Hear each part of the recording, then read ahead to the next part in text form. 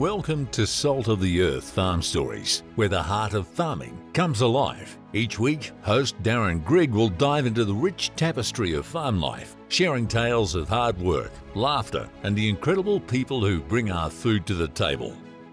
We need to make stories about rural Australia and farming Australia that are real. And I was like, how can we do it? And one night I just said to my husband, let's make a movie. I didn't choose this life. I was born to live it. So was Dad, his dad, and his dad before that. Come on, ladies. Just a Farmer isn't just a film. It's a powerful, heartfelt reflection of life on the land in Australia. And when Leila McDougall sets her sights on something, watch out, it's full bore. In Part C, we look into what inspired Leila to say, let's make a movie. It was a huge task, driven by a deep belief that the world needs more real Australian stories. And what could be more real than life as an Aussie farmer? We hear about the highs and lows of turning that vision into reality. From writing the script to stretching the truth about her acting experience, finding a director, assembling a team and crew, and of course, finding the money to make it all happen. Filmed on their own farm, this was a professional production, and with it came moments of stress, pressure, and wondering how much can you take before you break. But as Leila says, if you start something, you've got to finish it. I start by asking, why is mental health a taboo subject in rural communities?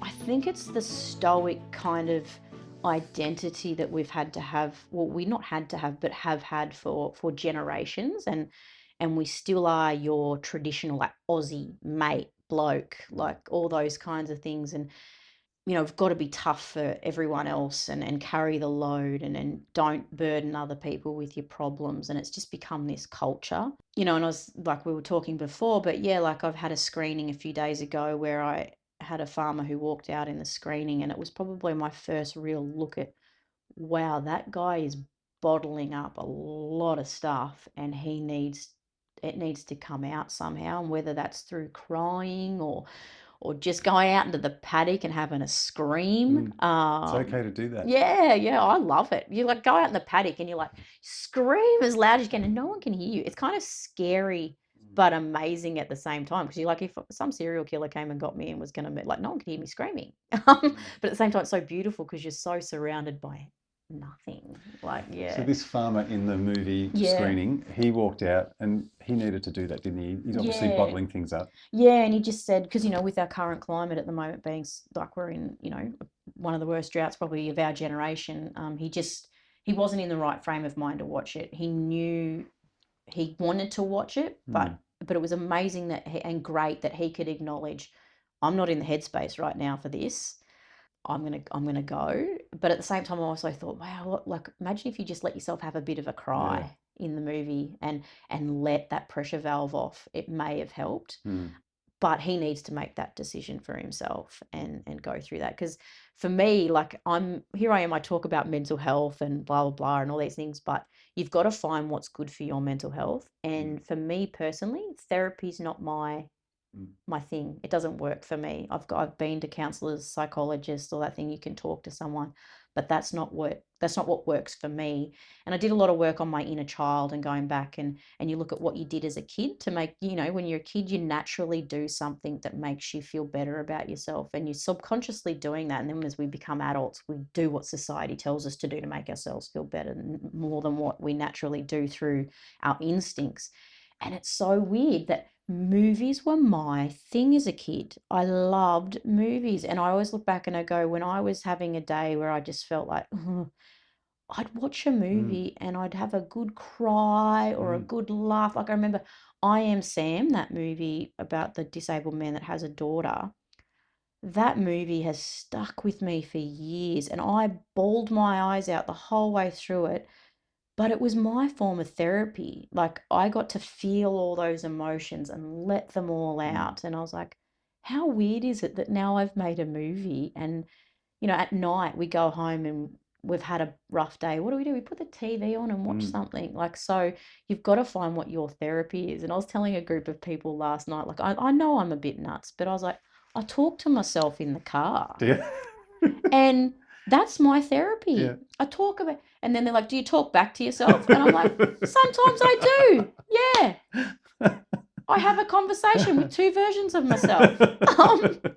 And that's my therapy. So you've got to find what your therapy is. And in country communities, we don't have the resources that a lot of other communities do have. It's hard to get into a GP. It's nearly impossible to get into a psychiatrist to get any type of medication. And I think that's another reason why it's so hard, because they think it's going to take me a month to get in to see a psychologist. Well, the problem's today. I might be fine in a month's time. I need help today. You can't plan for when something's going to hit you because you don't know. So I think that's another reason, is just the difficulty of being able to find help. So it's easier not to find help. Yeah. And do you think farmers have these challenges blown up a bit more than other professions? Like I see farmers, they love the land, they care for the land, they love their animals. Yeah. And if something goes wrong, they really feel it hard, don't they? Yeah, and there's this, like, I hate how there's, some activists out there that make farmers kind of look like barbarians with their animals, because they're not. They love their animals. Like, my husband spends way more time with those cows and sheep than he does with me and the kids. Like, he loves them. And there is livelihood, and he never wants to see them sick. And I remember it was just after we were filming, and we had this like lungworm in the cows, but we didn't know what it was at the time. And, there was a day where a week where he had to put down about 5 or 6 cows. And you could just see the emotional toll that it took on him, because he's like, and he just felt like he was a failure. He was like, I can't even keep my own stock alive. Like, I'm a crap farmer. And I'm like, no, you're not. It's like, these things happen. We need to work out what's going on. But he really got down on himself, thinking like, I've got one job, to keep them alive. Yeah. That's my job, and I can't even do that. And it just really made me go, like, shit, how do we get through this and work out what's going on? Then when we worked it out, and like, it was quite a horrible thing to watch these animals go through. It was really quite painful. And you think, you give them the medication and the injections, and it doesn't work, and then you're like, what can we do better? And we finally got through it. But yeah, it was a bit of a, I think he just got sick of going out in the paddock and seeing sick cows. Yeah. And he's doing the right thing, but then when he looks at the animal dead on the ground, that's really hard, and he has to question himself. Yeah, and that's a part of, I guess, the reality of being a farmer. And kids growing up on the farm, like, we're up close and personal with life and death every day.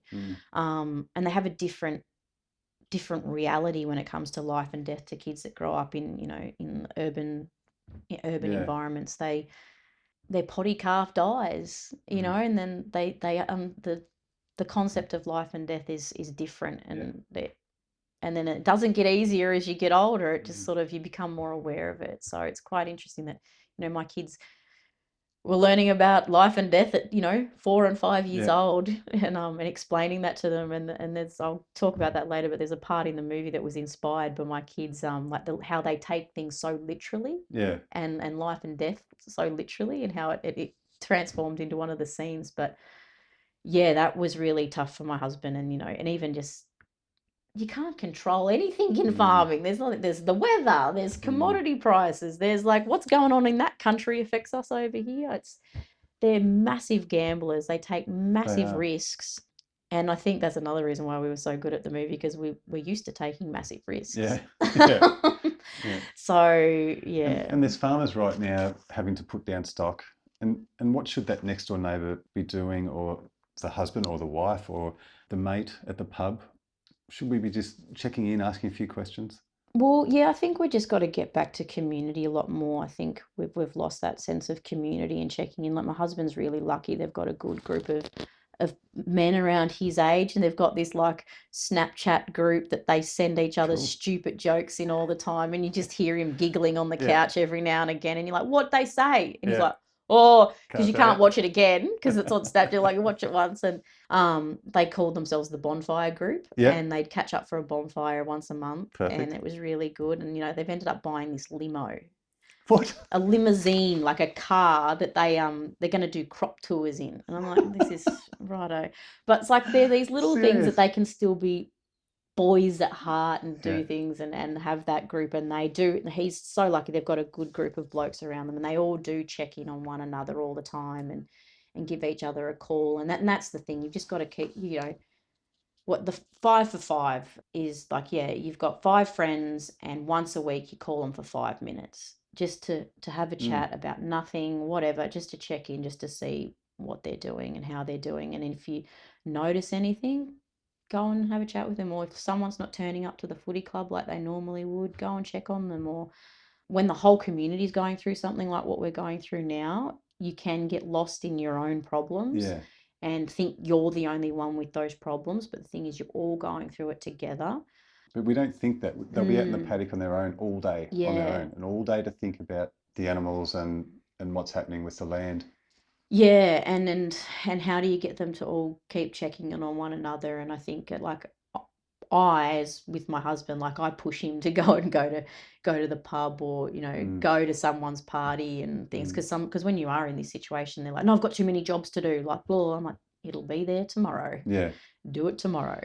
Yeah. And this is males and females. Yeah. Yeah. Yeah. And if you're women, go and have a cuppa or a wine or whatever you do to catch up and do things. But my biggest thing is I need to keep busy. Yeah. And it's probably my biggest downfall. What do they say? Depression doesn't like a moving target. Yeah. I don't know whether that's good or not, but I keep moving. From what I've learned about you so far, that when you get on a tangent, you go hell for leather. Yeah. Until it's obsessive. done, whatever the challenge. Yeah. No matter what, there is no stopping. During COVID, you were searching for some real farm stories. Is that right? Yeah, well, during COVID, we couldn't run Mellow in the Yellow because of all the restrictions, and Victoria, we were in a bit of a. But who would see you out in the middle of a canola crop? Yeah, I know. We could have still done it. Like the only difference for us was we had to wear a mask to the supermarket. I think that was But anyway, poor city people. That was pretty bad for them. Yeah. But yeah, there was, and I was trying to think, what can we do to keep raising awareness? Like, because I was like, what can I do? I was relief teaching at the time too during COVID, so I was going into schools and managing the kids that still had to come into school if they had essential service parents working, or where the school was their safe place. Yeah. They had to come into school as well. So I was doing that, but I was always trying to find other things to be doing. I've always got like little side hustles happening. Yeah. And I mentioned the show before, but there was this show called Clarkson's Farm come on TV during COVID. And, I think people thought I was a bit mad for letting my kids watch it at the time because of the swearing. And I'm like, they hear worse. Yeah. But Vincent's little eyes when he was watching this show was like, because it was the only show on TV that kind of represented and showed what he loves in a realistic light. Like Jeremy Clarkson doesn't sugarcoat anything. He's just like, and he didn't try and pretend to be a farmer. He just went in and he was like, I'm shit at this, and wow, shit, I made $40 this year, but I thought, that's what we need to do. We need to make stories about rural Australia and farming Australia that are real. And I was like, how can we do it? And one night I just said to my husband, let's make a movie. This is pretty big. Like, I know. the word movie just scares me. Not a little 2-minute doco. Well, you've worked in the industry for a lot longer. See, I had zero idea of what it took to make a movie, and in hindsight, it's probably a good thing, because if I'd known, I probably would never have done it. And a lot of people do ask me, why'd you make a movie and not a documentary? And my reasoning for that is, I was a school teacher. If you said to the kids, do you want to watch a movie or a documentary? They're going to pick a movie. Yeah. Movies are entertaining. And I don't know, my way, I love stories and being dragged into them. And a documentary preaches statistics at you and tells you how someone felt and tells you what you should be doing and shouldn't doing. Whereas a movie allows the audience to make those decisions on their own and take and if it's a good movie, there's always a character that you relate to or you see yourself in, and that's what I wanted. I wanted to create this journey that people went on where they felt like it was their journey. Yeah, so that was sort of the whole start of it, and then I was like, oh, I need a script. So with no writing experience, thought, oh, how hard can writing a story be? And not being a writer, like being dyslexic, but I actually worked out that I love writing. I absolutely love writing. And Did you have that big picture in your head of how the script would start and have the middle and an ending? yeah, so because I've had to really think about my creative process, because people go, what is your creative process? And when I first started getting asked that question, I was like, I just wrote a script. And they're like, you wrote it? And I was like, yeah. And they're like, in a week? I was like, yeah. So then I had to really break it down, and I was like, no, in my head, it swirled around for months, and it put it together, and I'd just be driving and going, oh, what if this happened in it? And where did this happen? And so the story was all in my head. Just putting it on paper was the final step.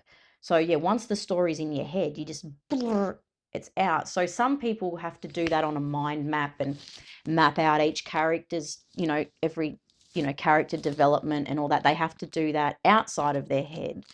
But I've worked out it's all in my head. So I knew every character in the film. Like, I know that character's backstory, what happened to them, who they are, what made them the way they are, what were their traumas as a child. Like, that's all in my head. And then writing it was just the final step. And then also, like, I live this life. I live on the farm. I don't, this is it. I was writing, and as Taika Waititi says, he says, write what you know. Yeah. And I was doing that. I was just writing what I knew. The biggest research that I had to do was interviewing women that had lost a husband to suicide. And that was a really, really the privilege to do that, and to find women that were willing to speak about it. But there was one common thread that came through with every woman, and I couldn't leave it out of the film. And a lot of people find that scene a bit confronting about the gossip. But one thing they all said was that the two worst things about losing a husband to suicide was that they felt blamed and the gossip. And it was just amazing that they all said that. So I was like, I can't leave that bit out. Yeah. Like, as uncomfortable as it is, and as how it kind of vilified a few people, but I couldn't leave that bit out. And because I had never been through it myself, when I was writing it, it's not something I would have thought of putting in. So that was probably the biggest eye opener in that process. And talking to the first responders at the scenes, that was another really big thing, because I really wanted that to come out, because in country communities, you don't realize that the first responder probably knows that person as well. Yeah. So I've got a few copper mates, and the first one I went to probably didn't word it very well when I asked him, wasn't very sensitive around the way I said it, because I obviously didn't realize it was such a sensitive topic to him. But I said to him, if Sean did take his life and you had to come to me as your friend and Sean as your friend, how would you act in that moment? And he just went, nah, not talking about it. I deal with it, I process, and that's it. I'm not talking about it. And I went, Right. whoa, okay, yep. So this clearly is something that these guys go through, and women. So the next friend I went to, that's a copper as well, I worded it a bit differently, and I was, I said, I need to know how Simon, Lyndon, who's the director, he played the copper in the film as well. I need to know how he should act in this moment. And I was like, would you hug me? Like, would you touch me? Is it okay or professional for you to hug me? And he's like, oh, well, we are human. Yeah. And you are my friend. So yeah, I would hug you. And he said, but the biggest thing for us is that in that moment, we can't show emotion. Like he's like, on the inside, we feel it. Like we're going through so much, but we feel like we have to stay strong, because you would be going through that. But he said, I'd come home and I'd bawl my eyes out. Yeah.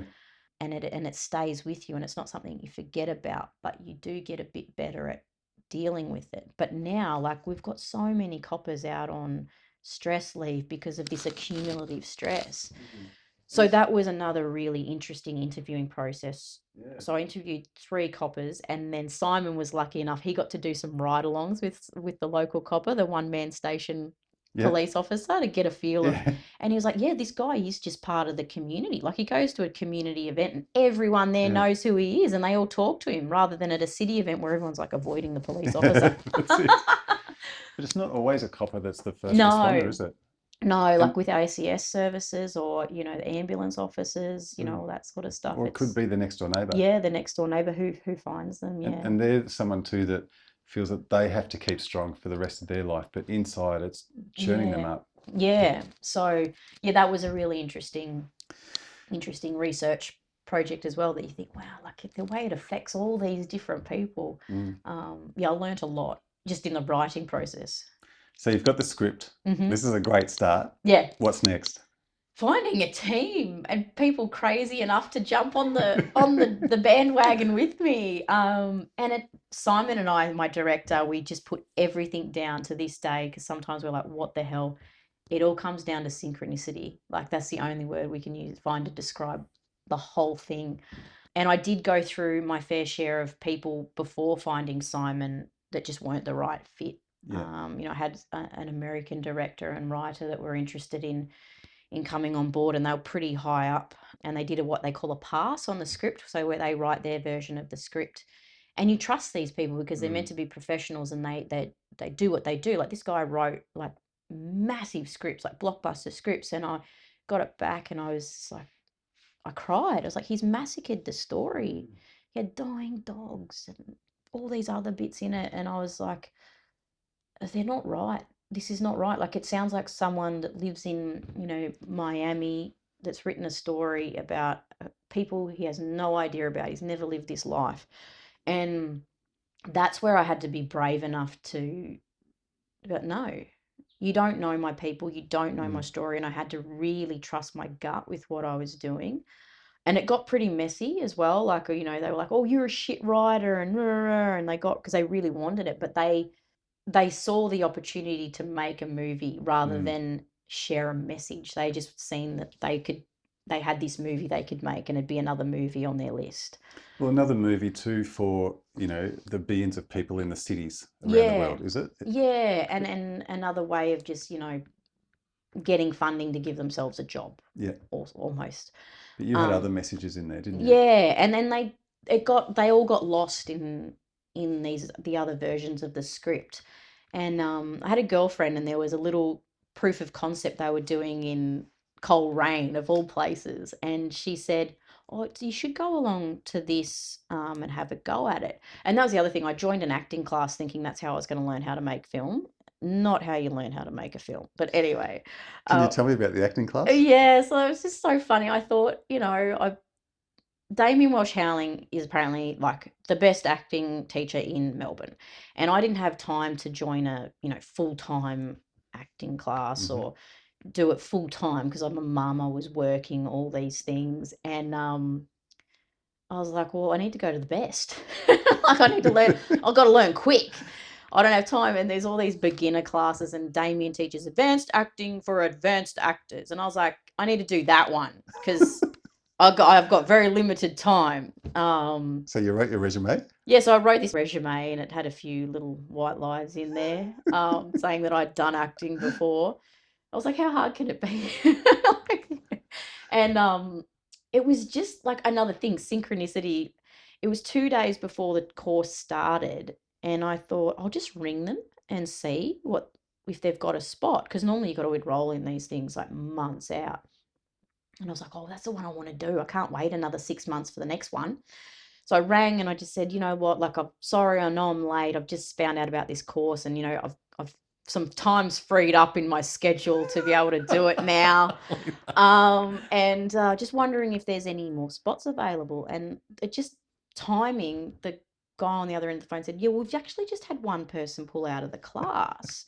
If you get your show reel and your resume through, we'll have a look and, see if we can put you in. So I sent through the resume, and I was like, what the hell's a show reel? So I just made up some story that I'm like, oh, a few technical issues happening at the moment and I can't get it through to you. And they let me in. Maybe they just needed to fill the spot and they didn't really care. But the funniest part was like the first class, and we're sitting there and they're all going around and saying, you know, what they've done. They've been in LA, they've done this course with some big dude. And I'm going, oh, wow. Like these are real actors. I just didn't think. I was just like, what was I thinking? And it got to me and I just panicked because I got that burning feeling of like, what have I just done? And I just went, oh, I've done nothing. And Damien just looked at me and he's like, what do you mean? And I'm like, well, I've never done any acting before. And he's like, well, how'd you get into this class? And I just said, I just sent in my stuff. And he's like, okay. And he just said, and he was so nervous about what was going to happen. What was going to come out of your mouth? Yeah, well, and just what, like, because, you know, these other people have paid money as well to be in the class, and I have to have a scene partner. And if they get me and I'm shit and I don't know what I'm doing, well, they kind of get, like, it's bad for them. Like, they've just, you know, wasting their money. So he was pretty nervous about what was going to happen. But Damien and I just really clicked, and, like, I'm me, and I don't, like, I'm not scared of being ugly or this or that. And I actually love acting. I love feeling emotions. I love the psychology of what's behind an actor. And I've learned a lot about acting and yourself. Like, acting, you learn so much about yourself and Right. what triggers you in different ways, and how you process things and the way other people process things. Because, you know, like, the biggest insult for an actor is for them to say, oh, you were just being yourself, or you're an actor, like, you can fake anything. And you're like, no, a good actor doesn't fake anything. They feel everything. And, like, when it's bad acting, we can all go, that's bad acting on TV. But when someone's good, you don't even notice it, because they're doing their job so well. And it's because they really live that experience, or they are doing that. All those feelings that you see them on TV, they feel it. And that was so fun that you could just you're like a kid again playing. Like, you know, when you see a kid running around and they're playing, you know, cowboys and Indians or knights and princesses, in that moment as a child, they full on believe that they're a princess. And they are committed to that performance. And that you're just doing that as an adult, and it's so fun. I love your view on that. Yeah, like, it's like, so, you know, they talk about it in acting school, and watching my kids just be what they are was probably one of the biggest lessons, that I could go home and just watch them just unconsciously being themselves. And that's what acting is. You're just unconsciously being. It's actually a real, like, you know, for any self-help or something, I recommend going and doing an acting class, because you learn so much breath work, grounding, like, just, you know, the movement class was, you know, one I found a bit like, oh, this is a bit full on, where you just got to move around and dance to music, and you're a bit self-conscious at the start, because you're like, everyone's watching me. No one's watching you. Like, just, and you just sort of learn to let go. Yeah, it was beautiful. So we've got the script, the acting course is done.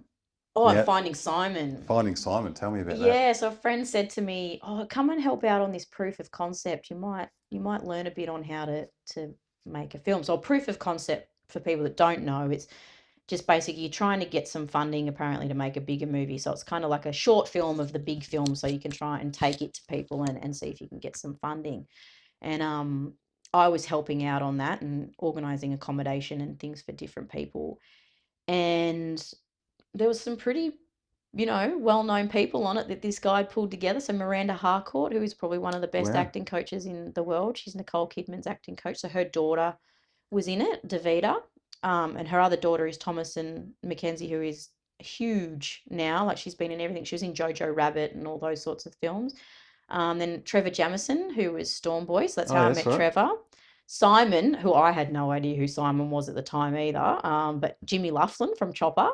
And then Jeremy Compston was one of the main people leading it, and he was from All Saints and a few of those shows from back in the day. And and when I first met Simon, like, then they gave me a role, because they needed a mother of the boy and she dies, so I got killed off. But Simon played my husband, like the husband. And I remember I had this pregnant belly suit thing on, but it just didn't look real because like I didn't have big boobs because it was, so I had all these scarves shoved in, and then I was like, oh, I'm not going to keep walking around with this in while I'm not. So I had the scarves out and I had them sitting somewhere. And I just remember the first thing I ran up and said to Simon, I'm like, husband, where are my boobs? And he was like, who are you? And I was like, I need the scarves. Where are my boobs? And he was just like, what is but because then I was cooking and I was doing everything for the thing, and I didn't know who Simon was this whole time, you know, we're there, but there was just something about him I loved, like, because when I was in there trying to get salads ready and cooking for everyone, and he came and helped, Really? and did things, and we'd get talking, and he was in a pretty vulnerable place at this time, and I didn't know at the time that he was, but he just helped, and he'd drive other actors around the place, and Zach Burgess was actually there as well, and this was before he even became who he was. But he was just on Cruel Intentions, and he was older Eli in Boy Swallows Universe and Oh, different really? things. So he was Yeah. there, and he was exactly the same. I love that kid. He'd just drive people around, get fuel for people. Like they were all helping. They're down to earth people. Yeah, and there was just something. Simon has this beautiful soul, and I can't explain it. Like he's been through a lot, and there's this beautiful soul there. But I asked him to read the script. I was like, I've got this script. Can I have a read of it and let me know what you think? And he just got it. There was something, and he just got the simplicity of it. He got the pain of it, and he was gonna, yeah. I'd asked him to play Sam the copper, and he was like, yeah, I'll do that. And then as he was just sort of helping, just one day I was like, do you want to direct it? And he just out of nowhere, he just goes, my heart says yes. Oh, beautiful. Yeah, and from then, he came and lived with us for 3 months on the farm before filming Did he really? to get a bit of a feel for it and the farm. And it's funny because when he first read the script, he read it and he read the farmer as being as a bit of a sook, a bit of a whinger, because there's lines in it where he says, oh, I'm just tired and I've got lots of jobs to do and blah blah. And he's like, oh, he's a bit of a whinger, isn't he? But when he met Sean, my husband, he was like, oh, I get it. He's like, he's not whinging. Yeah. He's just matter of fact. Yeah. He's just, I'm busy. I Yeah. got jobs to do. Blah blah. Like he was like, I get the character now. And had he not met Sean and lived with us for that time, he wouldn't have got it. So that was really important. And meeting some of the locals and how they work, and a lot. And Owen, the character, is based on my pop Owen, who was the solicitor who was an alcoholic. That character's based on him, but there's Owens in every community. Yeah. And he got to meet some of those Owens, Yeah. and it gave him a good insight as to, oh, this is how this character needs to be. And so yeah, it was really, really good. So having Simon, so when we had Simon, and then it was like, right, we need a crew. We did have a cinema photographer at the start, and Simon and him had a little falling out, so he left. Right. And then I had 2 weeks to find another one before we started filming, so it was a bit chaos, and that's when Gav Head came on board, and he's a very talented cinematographer. You can see that in his work, like very good at what he does. Amazing. And it was just one of those things, synchronicity, like just this team came out of the woodworks. But the team that I feel really proud of is the costume and set design and hair and makeup, because that's normally my area. I love it. That's what I do. Did all the costumes, everything for it, but I knew I wasn't going to be there to control the ship. Really, like I was there as the overarching leader, but not the captain of that section. So I had to make sure that team, I could trust them to not ever drop the ball. And it was just one of those beautiful experiences. Like every one of those people that I brought on in that area, they had their own story. I wanted them to be doing the film for the right reasons and be on board for the message. And there's one beautiful example. So Simone, and I interviewed her to be on the costume team, but I needed people that could sew, and she couldn't sew. And she's in her 40s or 50s. God, she'll kill me for saying 50s. And there was just something about her energy. I was like, I just need her on set. I need to find a job for her, because there's something about her that's going to keep everyone calm when we need to stay calm. So I called her back and I said to her, I don't know if you'd be interested. Would you be interested in helping in set and set design? And she was like, yeah, I'd love to. and she came on, and she really was that energy at times that we needed when shit hit the fan and we had things flying around sets everywhere, and they changed what they wanted to do. She just kept everyone on set calm and moved around. So she was, that. And everyone that came on board, it couldn't be a career climbing thing for them. They had to be on board for the message of the film. And I think that's another reason why it became so beautiful, because everyone had their own connection and their own story almost. Yeah. And now the big one, money. Yeah, money. Films are expensive. Yep. Did not know that. We thought we were going to get away with making this film for $500,000.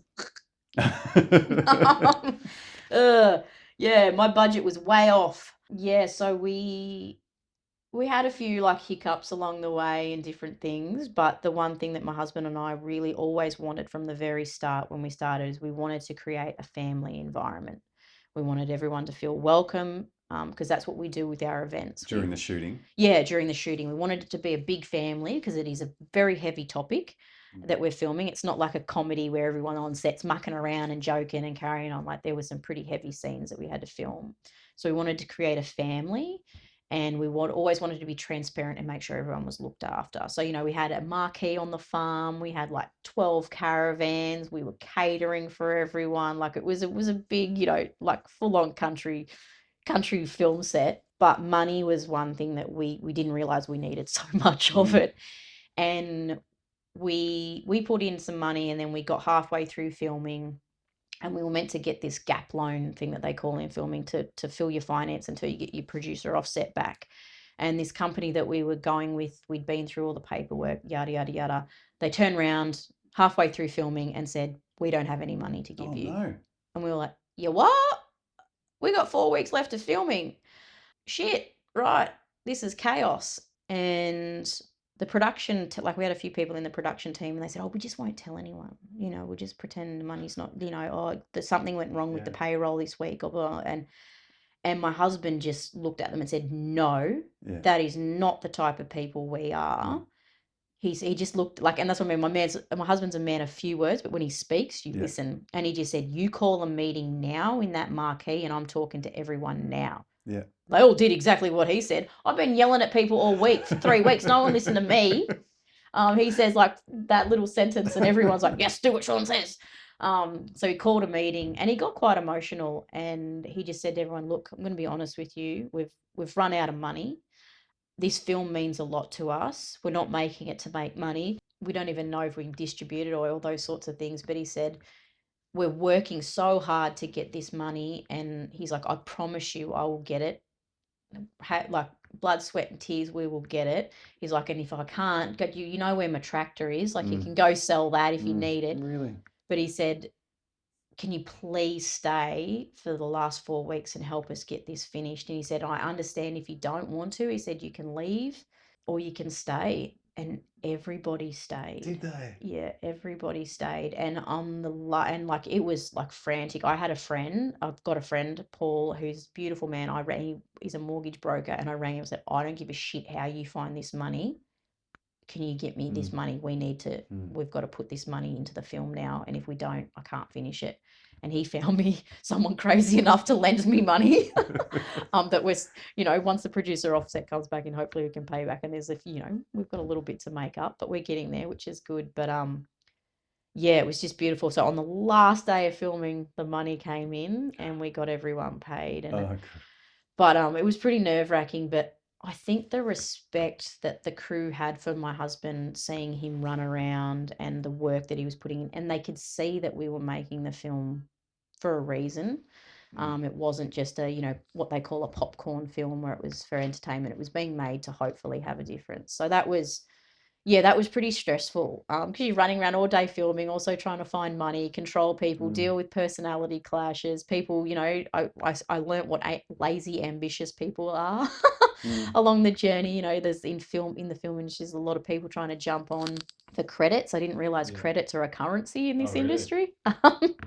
So yeah, it was a very interesting experience. Learned a lot about people, myself, and how much stress you can actually take before you break. Because yeah, there was a lot of pressure at times. I now understand that saying, you know, the pressure on your shoulders. I literally felt that at Yeah. times, like that weight on your shoulders, and you're just like, what am I going to do? And like there was this one point in when we were filming and I was trying to work out how are we going to get out of this? Like, how are we going to get out of this? And the thoughts that come into your head are just sometimes you're like, wow, I can't believe I thought that. But at one point I did think, if I crash into that tree and I'm in hospital, everyone can get out of this. We don't have to keep doing this. And I was like, wow, her brain can come up with some crazy stuff to try and get us out of what our brain and our body and our heart's telling us, this is hard. Like, how are you going to get out of it? And where it can go to try and get that pressure release. So there is were moments of incredible. doubt, and even at some point, you've gone, well, look, we're at 500,000 now. Maybe it's easier just to get out now. We'll call it quits. Yeah. That's crazy. Yeah, and but that was one of those things, like growing up, there was a point, like when I went away to boarding school, I remember I hated it to start with because I was totally out of well, I didn't board, I was a day girl, but when I went away to a different school, I remember coming home and I was like, I don't want to go there anymore. I want to go back to, you know, back to the other school and because that's where I was comfortable. That was my safe zone. Like I had my friend who'd helped me get through school and all these other things, and this new school I didn't. I had no safety net. And I just remember Dad saying to me, he's like, I know what you feel. And he's like, when I first started my apprenticeship as a welder, I had to bend gates for 12 months. It's all I did, bend gates. And he said, I wanted to quit. And he said, but Dad said to me, if you quit, I'll disown you because we don't quit. You finish what you start. And that's stuck in your head. And that has stuck in my head ever since. And I just, if you start something, you finish it because that's what we do. Thank you. Yeah. Now, we haven't said who took on the lead actress role. Oh, yes. Alison. Yeah, so I always wanted to play Alison because I thought I know her inside out. I did write it as me. Like there's some points where I've recorded myself when I was writing a scene and then speaking it out. So I lived those things as I was writing it. But I do remember 2 weeks before filming having a bit of a meltdown with Simon going, I don't think I should do this. Like, maybe we should get a real actress. It was total meltdown. And he's like, no, if I was going to cast Alison and I had all the actresses in the world, he's like, I'd still pick you. So we took a massive leap with one another, Simon and I. We put so much trust in each other because he'd never directed a film. I'd never produced or acted in one. Like we were both unknown anything. Like we were just making shit up as we went. We put so much faith in one another. Yeah, but my biggest fear was letting down the women that Alison represents because, you know, it was her story. It was a woman's story. And I didn't want anyone to feel like they were represented wrong. So that was probably my biggest fear. So in those scenes, like I did give it everything. I did live those experiences. Like when Alison finds her husband, that was an intense scene. And I remember I was sweating, like my arms. I remember my arms actually being wet afterwards from sweating.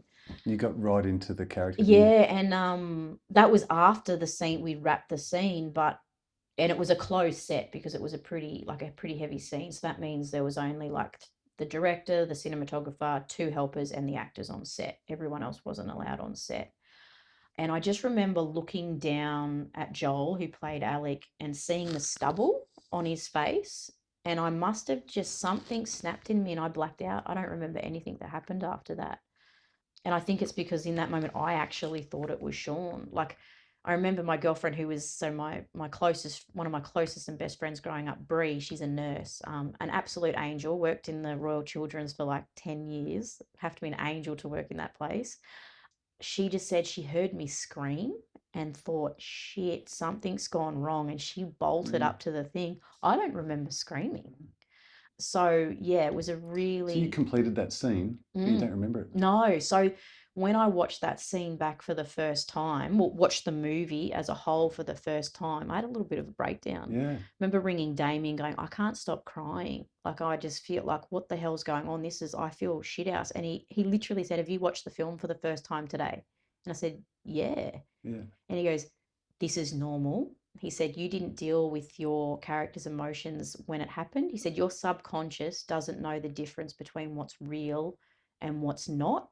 And your subconscious is now trying to deal with those emotions that you've suppressed because, shit got crazy and you didn't have time to do that when we were filming. He said, this is normal. This is what actors go through that really live it. He said, sometimes when an actor feels this coming on, they'll check themselves into rehab for a week. I was like, thanks. You could have warned me about this before. And then I was like, this makes sense why actors end up pretty like fragile at times and have, really low points because they live this shit. Yeah. So that was another experience. But at the same time, I loved it. I loved it. I really feel like my subconscious has been through that. Yeah. It was fascinating. So and then the other disaster was like a week before filming, my daughter just out of nowhere goes, I don't want to do it anymore.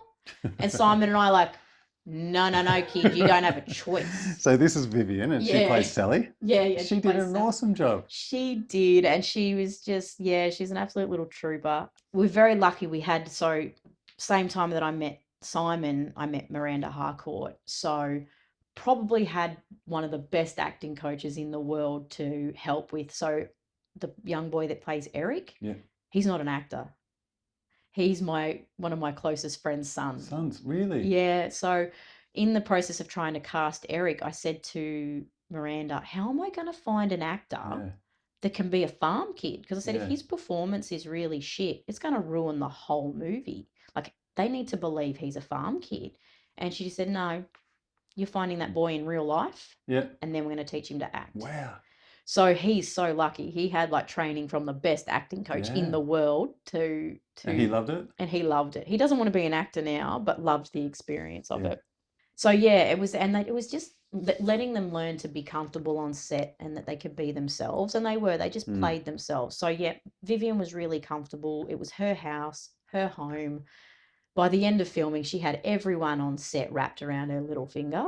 There's like things that have to, in place for kids where they've got to, they're only allowed so many hours and then they've got to have a break and this and that. And, she'd just go, I'm hungry. And she'd have like 10 people running food to her. And, oh, bless her. Yeah. So she loved it and ended up loving it. And, sometimes she says to me, oh, when's the next movie, Mum? Who's my character? And this is like at 7 or 8. Yeah. But she does. There is something about her. She does draw you in. And everyone says that about her. That there is something. She's got this presence that, because she's just unashamedly herself. Like she just did. Like to have that confidence as a child, or that they do, where they just don't give a shit what they're doing. Yeah. Does she feel a little bit special at school, perhaps? No? Thank God, because they're like, no, it's an adults movie, really. Yeah. And it's a little school. There's only 28 in the whole school. So no, she goes to school and she's one of the kids. Nothing special, thank God. From the paddocks to production meetings, Leila's journey to bring Just a Farmer to life is a testament to what happens when courage meets conviction. Next week, we go right into the heart of filming, where real-life farming meets real-life filmmaking. Don't miss Part D, as it feels like we step onto the set and into the chaos, passion, and purpose behind the scenes.